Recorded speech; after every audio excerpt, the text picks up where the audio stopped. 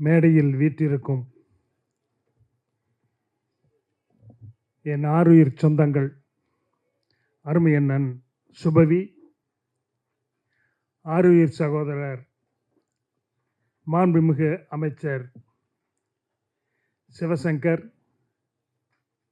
உரையாற்றி விடைபெற்றிருக்கக்கூடிய வாழ்த்துரை வழங்கிய அன்பு சகோதரர் சூர்யா சேவியர், என்னோடு விருது பெற்றிருக்கக்கூடிய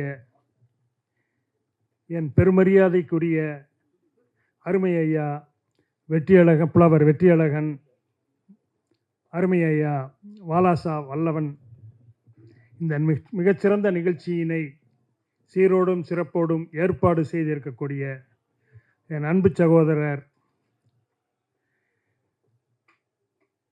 செல்வின் உள்ளிட்ட அனைவருக்கும், வருகை தந்து வாழ்த்தி இருக்கக்கூடிய திராவிட சொந்தங்கள் அனைவருக்கும் என் அன்பும் வணக்கமும் நன்றியும். எனக்கு முன்னால் பேசிய விருதாளர்கள் இருவரும் உணர்ச்சி மிகுந்த முறையில் தங்களுடைய நினைவுகளை வெளிப்படுத்தினார்கள். என்னை பொறுத்த வரையில் நான் 6-7 வயது சிறுவனாக பொள்ளாச்சியில் இருந்தபோது எனது வீட்டினுடைய மிக அருகில் இருக்கக்கூடியது திருவள்ளுவர் திடல். அந்த திருவள்ளுவர் திடலில் பேசாத பெரும் தலைவர்கள் யாருமில்லை. தந்தை பெரியார் உள்ளிட்டு, பேரறிஞர் அண்ணா, நாவலர் தலைவர் கலைஞர், பேராசிரியர் உள்ளிட்டு, சம்பத் உள்ளிட்டு அத்தனை பேரும் பேசியிருக்கின்றார்கள். காமராஜர் உள்ளிட்ட காங்கிரஸ் தலைவர்களும் பேசியிருக்கிறார்கள். ஆனால் திராவிட முன்னேற்ற கழகத்தினுடைய கூட்டம் நடக்கின்ற நேரத்தில் தான் கூட்டத்திற்கு முன்னதாக ஒலிபெருக்கைகள் முழங்கும். அதிலே பாடல்கள், திரைப்பட பாடல்கள் அல்லது கொள்கை பாடல்கள் விளக்கும். அழைக்கின்றார் அழைக்கின்றார் அழைக்கின்றார் அண்ணா என்கின்ற நாகூர் அனிபாவின் பாடலிலே இருந்து திராவிட பொன்னாடே கலை வாழும் தென்னாடே என்கின்ற பாடல்கள்லாம், அச்சம் என்பது மடமையாடா, அஞ்சாமை திராவிடர் உடமையாடா என்கின்ற பாடல்கள் எல்லாம் ஒலிக்கின்ற நேரத்தில் சின்னஞ்சிறுவனாக குதிரையை ஓட்டி கொண்டு விளையாடி கொண்டிருந்த அந்த நேரத்திலே பதிய வைத்த அந்த கருத்துக்கள் தான் இந்த திராவிட இயக்கத்தை முழுமையாக என்னால் உள்வாங்கிக் கொள்ள முடிந்தது. 1970களில் பொள்ளாச்சி கல்லூரியினுடைய மாணவர் தலைவராக இருந்தபோது 71ஆம் ஆண்டு நடைபெற்ற தேர்தலில் திராவிட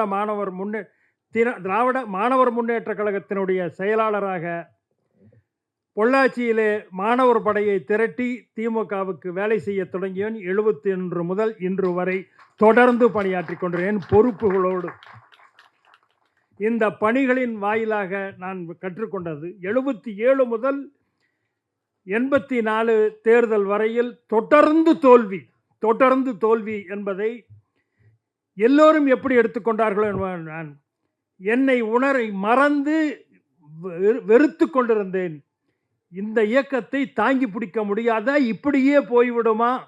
77லே 48, 80ஆம் ஆண்டு 38, 80க்கு பிறகு 84லே 26 என்று நம்முடைய அந்த கிராஃப் சரிந்து கொண்டு வந்த நேரத்திலே இப்படி போய்விடுமோ என்று அஞ்சிய நேரத்திலே இந்த இயக்கத்தை அடுத்த தலைமுறைக்கு தூக்கிச் செல்வதற்கு தயாராக யார் வருவார்கள் என்று எதிர்பார்த்து கொண்டிருந்தோன். அந்த நேரத்தில் தான் இளைஞரணியினுடைய மாவட்ட அமைப்பாளராக, பிறகு இளைஞரணியினுடைய மாநில துணை செயலாளர்கள் இருவரில் ஒருவராக பணியாற்றுகின்ற அந்த வாய்ப்பு கிடைத்த நேரத்தில் இளைஞரணியினரை 1990ஆம் ஆண்டு நடைபெற்ற 6வது மாநில மாநாட்டிற்கு இளைஞரணி படையை அழைத்து வருகின்ற அதற்காக கூட்டப்பட்ட கூட்டத்தில் இதுவரையிலே இருந்த 77லிருந்து 89 வரையிலே இருந்த இளைஞரணி அல்லது கழகத்தினுடைய தோழர்களுடைய எண்ணம் வேறாக இருந்தது. 90லே எல்லாம் எனக்கு வேண்டும் என்று எதிர்பார்க்கின்ற இளைஞர்களை பார்த்தபோது மனம் உருகினேன், மனம் பதபதைத்தேன். இந்த இயக்கத்தை காப்பாற்றுவதற்கு முடியாதா? ஏன் இந்த நிலையிலே என்று நினைத்த போதுதான் ஏன் இந்த நிலை என்று சொன்னால், இவனுக்கு இந்த இயக்கம் வளர்ந்த விதம் தெரியாது, வரலாறு தெரியாது. அந்த வரலாறை தெரிந்தால்தான் அவனால் இந்த இயக்கத்தை தாங்கி பிடிக்க முடியும் என்று எண்ணிய போது அன்பு நண்பர்கள் பலரோடு ஆராய்ந்தபோது விடுதலை புலிகள் எப்படி இந்த இயக்கத்திற்கு தங்களுடைய இயக்கத்தை பற்றிய செய்திகளை புகைப்பட கண்காட்சியின் வாயிலாக வெளிப்படுத்தினார்களோ, அதுபோல திராவிட இயக்கத்தினுடைய வரலாறுகளை வெளிப்படுத்துவதற்கு நமக்கு கண்காட்சி அவசியம் என்று கருதிய போது 4 புத்தகங்களை வைத்துக்கொண்டு தோழர்கள் 6 பேர் அமர்ந்தோம். தலைவர் கலைஞர் அவர்களுடைய நெஞ்சுக்கு நீதி, பிறகு தியாகராயர் முதல் கலைஞர் வரை என்று PS இளங்கோ எழுதிய புத்தகம், TM பார்த்தசாரதி எழுதிய திமுக வரலாறு, அதுபோலவே 4வதாக பகுத்தறிவாளர் கழகம் வெளியிட்ட ஒரு கிரனலாஜிக்கலான ஆண்டு வாரியான திராவிட இயக்க வரலாறுகளை இந்த 4ஐயும் வைத்து சரி செய்து இந்தந்த ஆண்டில் இந்தந்த செய்திகள் நடந்தன என்பதை தொகுத்து கொண்டு வந்து தலைவர் நம்முடைய தளபதி அவர்களை பார்த்து சொன்னேன், ஒரு கண்காட்சியை இதன் கொண்டு அமைக்க வேண்டும் என்று கேட்டபோது தளபதி அவர்கள் இதை நீ தலைவரிடம் சொல் என்று அன்றைக்கு முதல்வராக இருந்த தலைவர் கலைஞர் அவர்களிடம் ஒரு 15 நிமிடம் நேரம் வாங்கி கொடுத்தார். வாங்கி கொடுத்த அந்த நேரத்தின் அடிப்படையில் தான் அந்த புத்தகத்தை காட்டிய போது தலைவர் கலைஞர் அவர்களுடைய முகத்திலே திறந்த பிரகாசம், அன்றைக்கு அவர் தன்னோடு பக்கத்திலே அமர்ந்திருந்த துணை சபாநாயகராக இருந்த புலவர் கோவிந்தன் அவர்களிடம் காட்டி, புலவர் இதை பாருங்கள், இது என்ன என்று, இதை என்ன செய்யலாம் என்று கேட்டபோது, அவர் தலைவருக்கு பிடித்து விட்டது என்று தெரிந்த பின்னால் புலவர் விடுவாரா? அவர் கூடுதலாக சேர்ந்து இந்த செயலை இவர்கள் செய்தாக வேண்டும் என்று அவர் கொடுத்த ஊக்கத்தின் காரணமாக அன்றைக்கு இந்த திராவிட இயக்கம் பற்றிய ஒரு புகைப்பட கண்காட்சியை, ஓவிய கண்காட்சியை அமைப்பதற்கு அனுமதி தந்தார்கள். அன்றைக்கு தொடங்கிய அந்த கண்காட்சி தான், அதனுடைய வளர்ச்சி தான், அதனுடைய பரிணாம வளர்ச்சி தான் இன்றைக்கு அண்ணா அறிவாலயத்தில் கலைஞர் கருவூலமாக நிமிர்ந்து நின்று கொண்டிருக்கின்றது. அடுத்த தலைமுறைக்கு இந்த இயக்கத்தினுடைய கொள்கைகளை, கோட்பாடுகளை, வரலாறுகளை சொல்லித்தர வேண்டும் என்ற ஒற்றை நோக்கத்தோடு பரிமித்தவருக்குத்தான் இந்த செயலை மீண்டும் செய், தொடர்ந்து செய் என்று அருமையண்ணன் சுபவி அவர்கள் திராவிட பள்ளியினுடைய தலைமை ஒருங்கிணைப்பாளராக அந்த பணியையும் கொடுத்திருக்கின்றார்கள். இந்த பணி என் வாழ்நாள் முழுவதும் தொடரும்.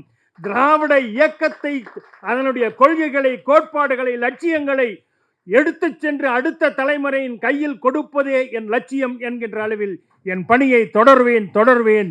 அப்பணியை செய்வதற்கு உங்களுடைய ஊக்குவிப்பாக உங்களுடைய இந்த விருது பெருமளவிற்கு எனக்கு துணை நிற்கின்ற இந்த பணியை செய்த உங்களுக்கு என் நன்றியை காணிக்கையாக்கி விடைபெறுகின்றேன். நன்றி, வணக்கம். சனாதன ஒழிப்பே சமூக புரட்சி எனும் பெரியாரின் அடிப்படை சித்தாந்தத்தை விளக்கும் நூல் பெரியாரின் தத்துவம். ஆசிரியர் பேராசிரியர் அ. கருணானந்தன். விலை ரூபாய் 220 மட்டும்.